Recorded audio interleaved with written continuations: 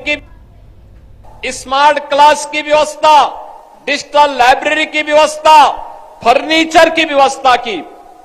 1,91,00,000 बच्चों के लिए वर्ष में 2 uniform, bag, books, shoes, socks, sweater ये अनिवार्य रूप से सरकार के स्तर पर दिया जाने लग गया है।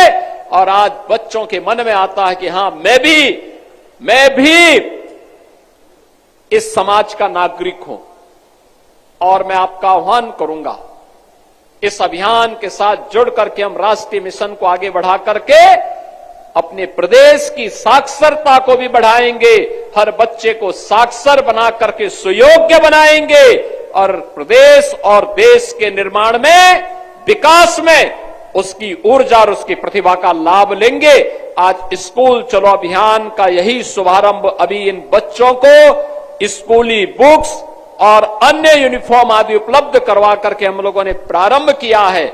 और यहां पर उपस्थित सभी जनप्रतिनिधियों से, जनता जनार्दन से, सभी गुरुजनों से, सभी धर्माचार्यों से मैं अपील करूंगा, हर बच्चे को और खास तौर पर बेटी को जरूर स्कूल भेजना, जरूर स्कूल भेजना।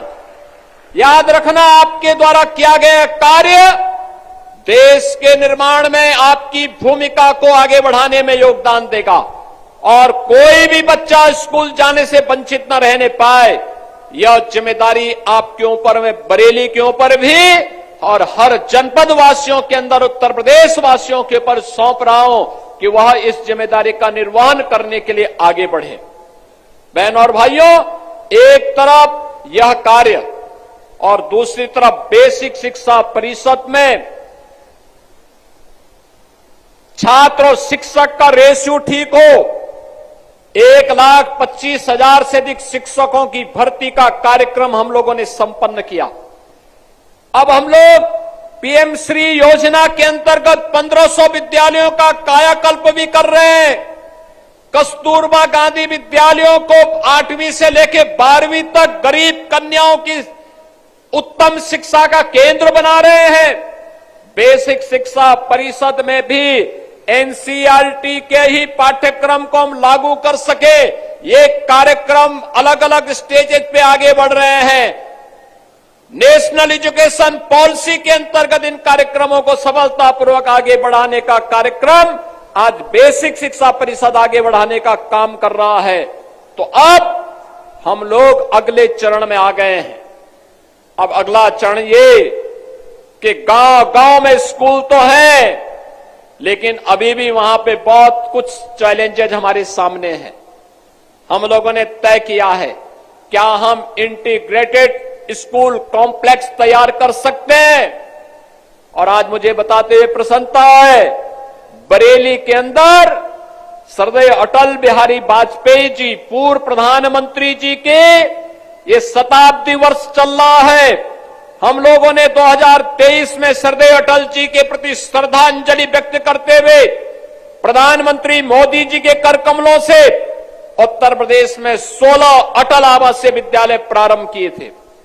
ये 16 अटल आवासीय विद्यालय रजिस्टर्ड बीओसी बोर्ड के श्रमिकों के बच्चों के लिए शुभारंभ किया था। आज बरेली का अटल आवासीय विद्यालय प्रारंभ होने जा रहा है। अभी नवाबगंज में थोड़ी देर में हम लोग जाएंगे। 70 करोड़ रुपए की लागत से लॉजिंग, फूडिंग की सारी व्यवस्था वहां पर उन बच्चों के लिए हम लोग उपलब्ध करवाते हैं। अच्छी उत्तम शिक्षा की व्यवस्था उन बच्चों के लिए है। शिक्षकों का भी प्रशिक्षण होता है, प्रिंसिपल्स का भी प्रशिक्षण होता है और फिर बच्चों को उत्तम शिक्षा देने का कार्यक्रम करा करके एक मॉडल विद्यालय के रूप में उन्हें स्थापित किया गया है। और उस तर्ज पर बेसिक शिक्षा परिषद ने भी हर जनपद में मुख्यमंत्री कंपोजिट विद्यालय को प्रारंभ करने का निर्णय लिया है। और पहले चरण में 57 जनपदों में जहां पर अटल आवासीय विद्यालय नहीं खोले गए हैं, वहां पर ये सीएम कंपोजिट विद्यालय प्रारंभ होने जा रहे हैं। ये मॉडल होगा पहले चरण जनपद स्तर पर। दूसरे चरण में हम लोग इसको लेकर के आएंगे तहसील स्तर पर, यानी विधानसभा स्तर पर। तीसरे चरण में हम लोग आके आए इसको लेकर आएंगे विकास खंड स्तर पर, और चौथे चरण में न्याय पंचायत स्तर पर लेकर के आएंगे, जहां पे प्री प्राइमरी से लेकर के सीनियर सेकेंडरी तक, यानी नर्सरी से लेकर के 12वीं तक की शिक्षा बच्चों को एक ही कैंपस में मिल सके। खेल कूद की व्यवस्था हो, स्किल डेवलपमेंट की व्यवस्था हो, पूरे शिक्षकों के लिए आवासीय व्यवस्था हो। इस कार्यक्रम को लेकर के हम इस अभियान को लेकर के बढ़ने जा रहे हैं। आज उत्तर प्रदेश ने शिक्षा में आमूलचूल परिवर्तन करके देश की एक बड़ी अर्थव्यवस्था के रूप में अपने आप को स्थापित किया है। और बहनों और भाइयों, इस दिशा में आज उत्तर प्रदेश तेजी के साथ आगे बढ़ा है। एक तरफ शिक्षा के लिए किए जाने वाले प्रयास, और इसकी आधारशिला बनी है स्कूल चलो अभियान। और मैं आप सबका आह्वान करूंगा, स्कूल चलो अभियान को अपने कर्तव्य का हिस्सा बना करके, अपने दैनिक जीवन का हिस्सा बना करके अप्रैल में 15 दिन और जुलाई में पहले 15 दिन हर नागरिक, कोई भी बच्चा छूटने न पाए, स्कूल हर बच्चे को पहुंचाने के इस अभियान के साथ जुड़े, यह अपील आप सबसे करने के लिए मैं आज आपके बीच आया हूं।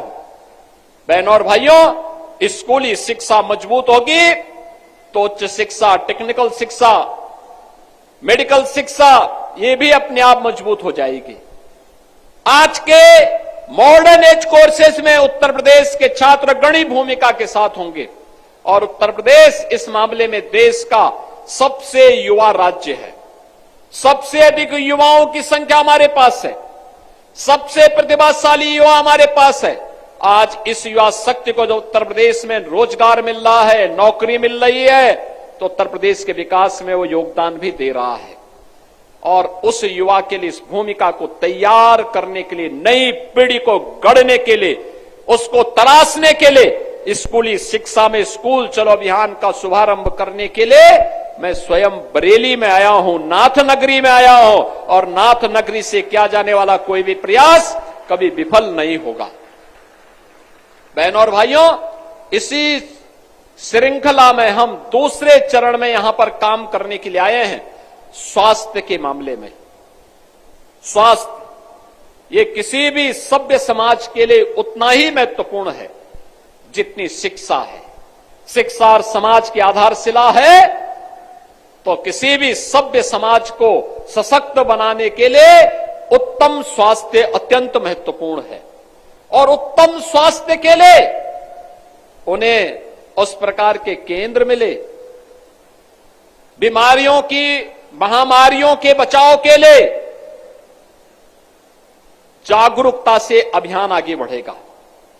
और आज उत्तर प्रदेश सरकार संचारी रोग नियंत्रण के एक बड़े कार्यक्रम को आगे बढ़ा रहा है।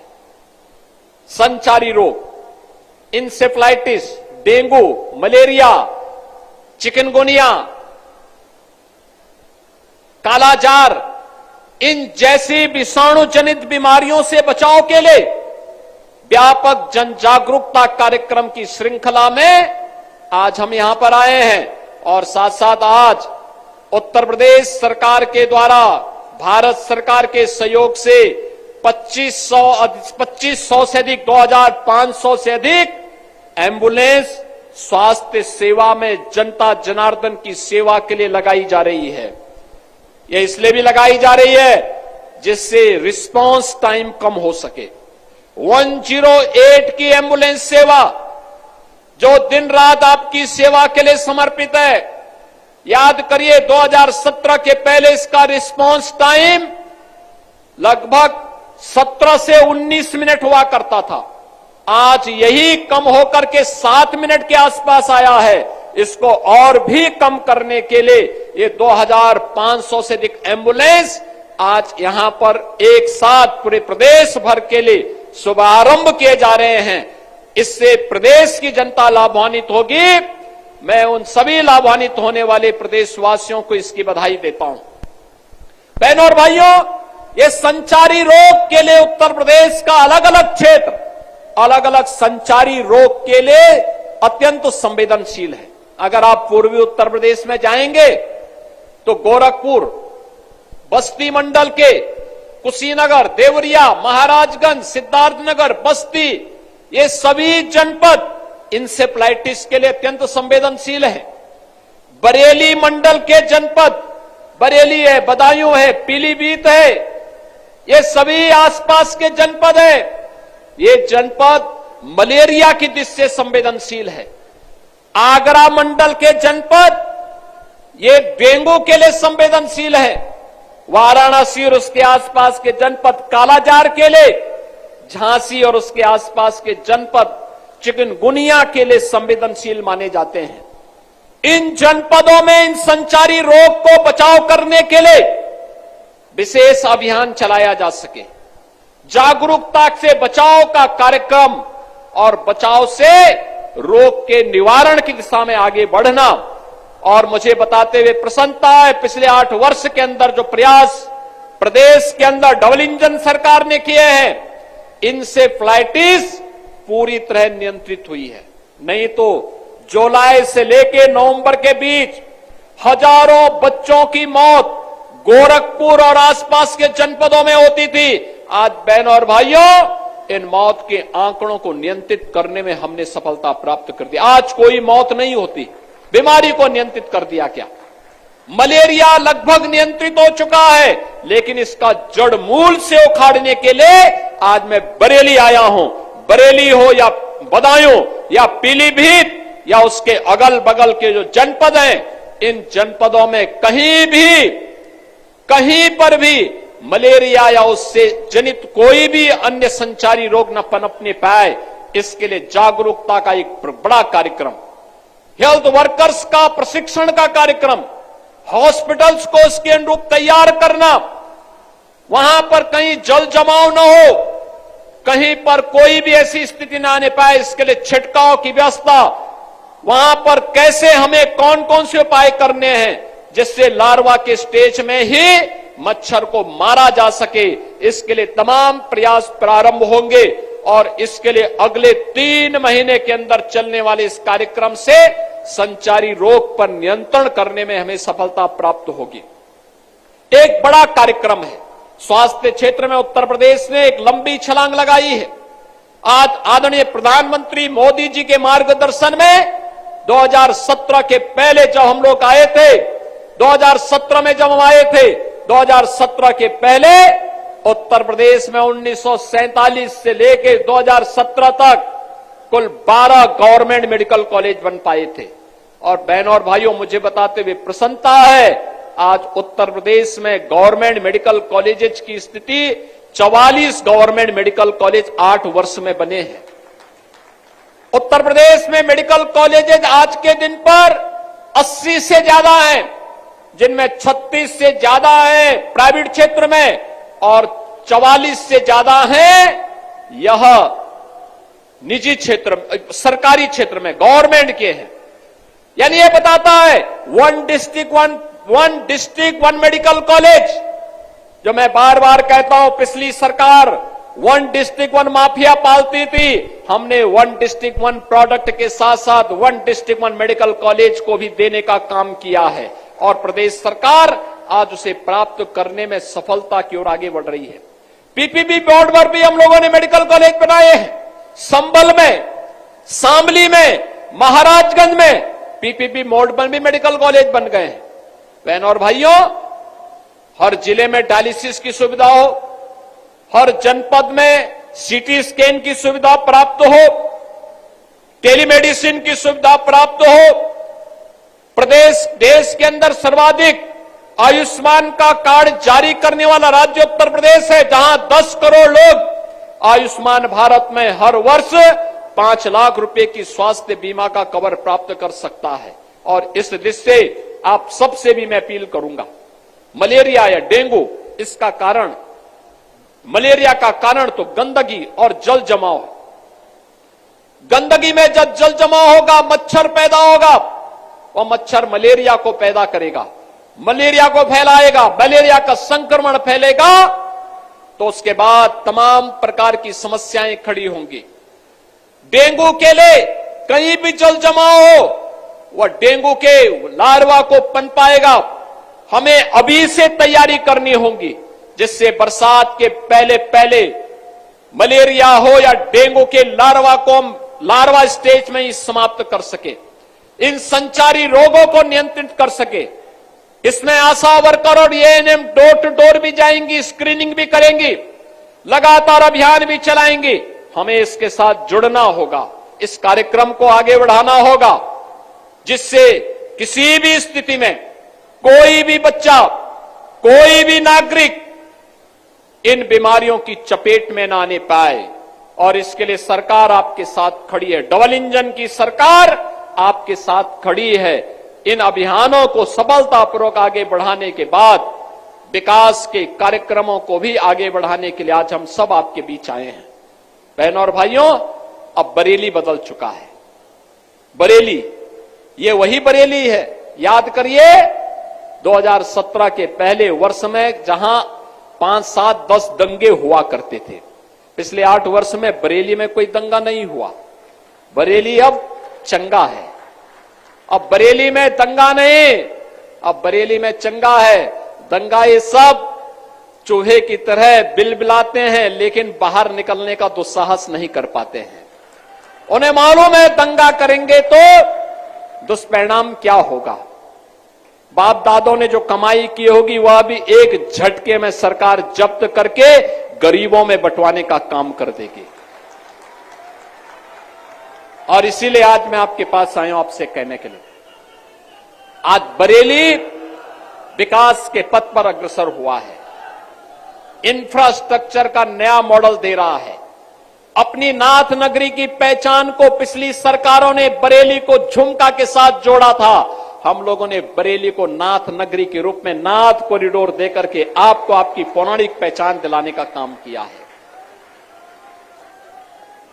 पिछली सरकार आपकी पहचान किस रूप में प्रस्तुत की थी, और हम लोगों ने आपकी पहचान को नाथ नगरी के रूप में प्रस्तुत करके अब विकास के एक नए मॉडल के रूप में बरेली को आगे बढ़ाया जा रहा है। आज बरेली में निवेश आ रहा है, आज यहां पे इंडस्ट्री लग रही है, आज यहां पे तमाम निवेश हो रहे हैं। कोई डेयरी सेक्टर में हो रहा है, कहीं पर मेडिकल के सेक्टर में हो रहे हैं, कहीं पे उद्योग लग रहे हैं, अलग अलग सेक्टर के अलग अलग उद्योग लग करके, और विकास की ऊंचाइयों को छूता हुआ बरेली हर घर नल की योजना के साथ भी जुड़ रहा है, रिंग रोड के साथ भी जुड़ रहा है, नए नए फ्लाईओवर के साथ भी जुड़ रहा है।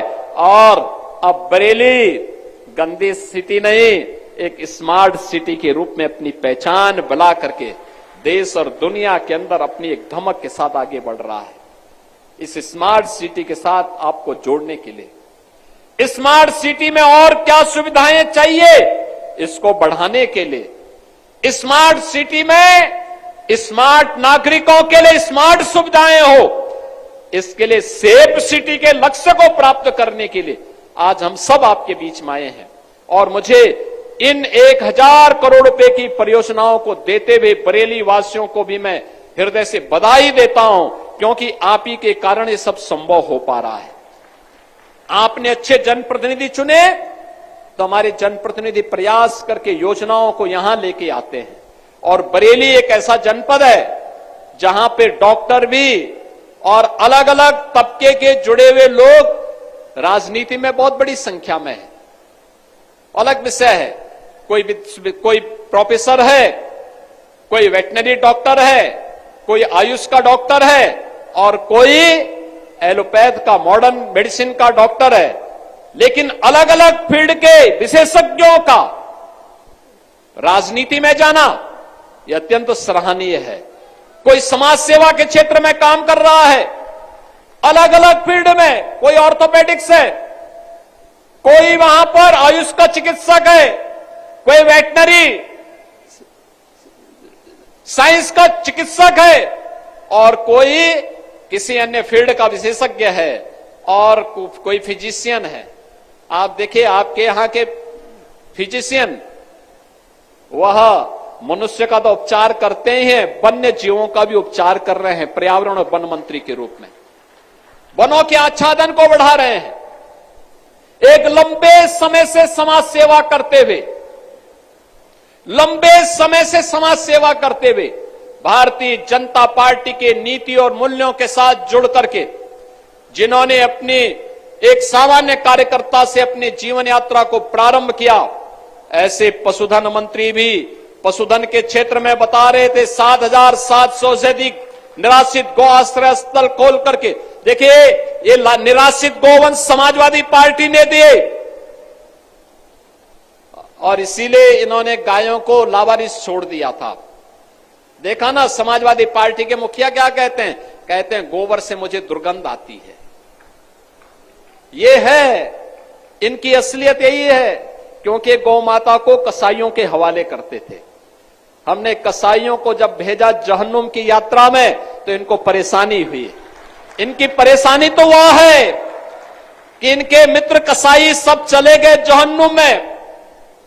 तो अब इन गोवंश को बचाने की चुनौती थी, तो आप ही की धरती के सपूत, आप ही के द्वारा चुने गए आंवला के विधायक ने 7,700 से अधिक निराश्रित गौ आश्रय स्थल खड़ा किए और आज वहां पर 14 लाख गोवंश की देखभाल स्वयं राज्य सरकार कर रही है और शेष हमने अन्नदाता किसानों को दिए हैं। आप भी पालिए, एक गोवंश पर 1,500 रुपया हम महीना आपको उपलब्ध करवाएंगे। अगर कोई किसान 4 गोवंश रखता है तो 4 गोवंश के लिए 6,000 रुपये महीना हम उनको देते हैं।